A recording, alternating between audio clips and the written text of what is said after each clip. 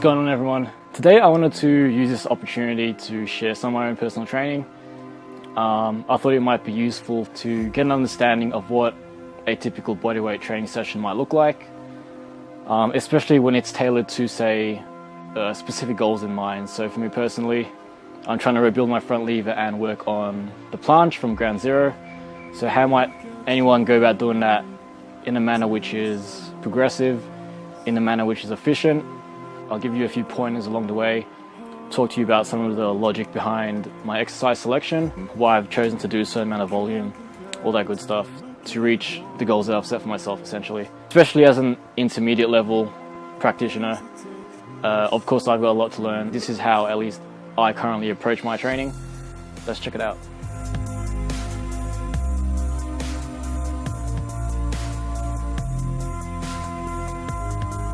Right at the beginning, I'm working on the two exercises which I've prioritized for the day.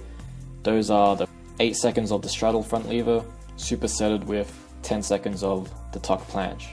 And I did that for a total of, I believe, 5 sets. And honestly, for me, these are pretty challenging, especially since in recent memory, I've somewhat neglected straight arm strength.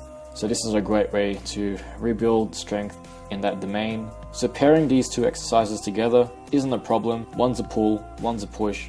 It just makes sense and save the time, because otherwise you would be having your 3 to 5 minute rests in between each exercise, which is all well and good if you've got the time, but for most of us, it just makes more sense to keep our training concise, but keep it productive.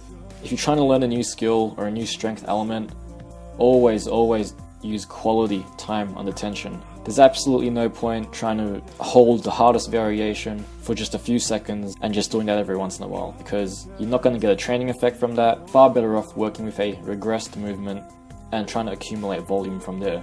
So that's what I'm doing here.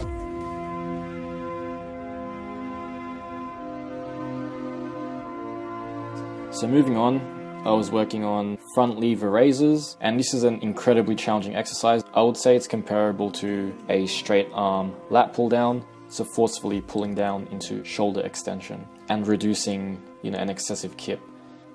A lot harder than it looks. Even though the front lever is a isometric hold, it benefits greatly from a dynamic component, simply because you're developing strength in a given range of motion, as opposed to just being strong in that fixed joint angle.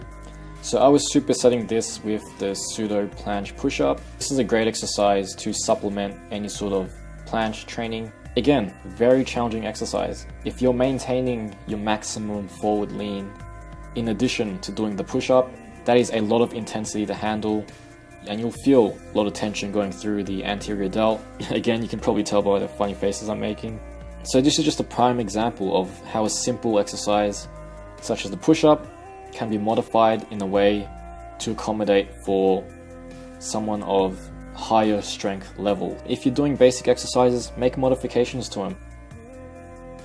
So I followed up with some vertical pulling. I'm working on L-sit chin-ups with a tempo of 3-second eccentric, no pause at the bottom, explosive concentric, and then a 3-second isometric hold at the top. And for the most part, I did adhere to that tempo, just to emphasize that time under tension and focusing on really contracting those grouping muscles.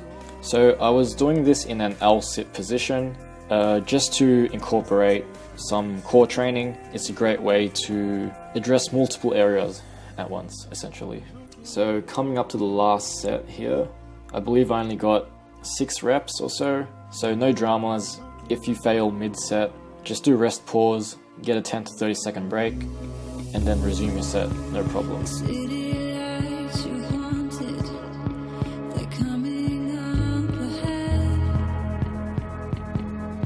Next up, I did rowing, so still working on my basics, working with the higher reps, just trying to increase the strength and size of the back, and that's of course going to serve me well for front lever, because front lever is predominantly a matter of your lat and shoulder girdle strength. So rowing, pull-ups, it's all going to supplement the priority, which is that front lever. So I did a couple sets of rows, and then just finished off with a back off set. I believe I was just doing 2 sets of 15 reps, just for fun really. Why not? Get a bit more volume in, no problem.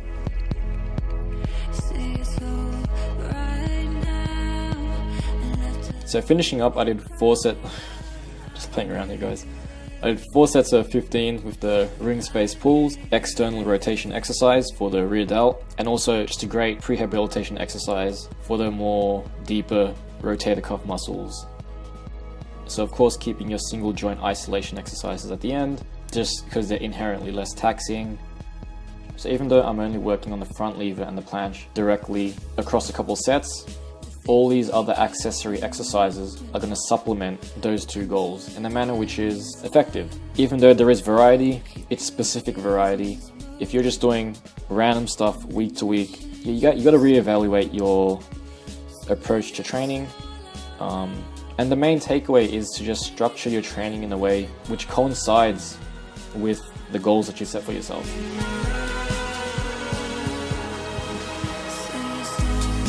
So yeah, that's it from me. Fairly straightforward stuff. Typical training session at the start of a new training cycle. So yeah, if you did enjoy the video, find it helpful, or have any questions, just let me know.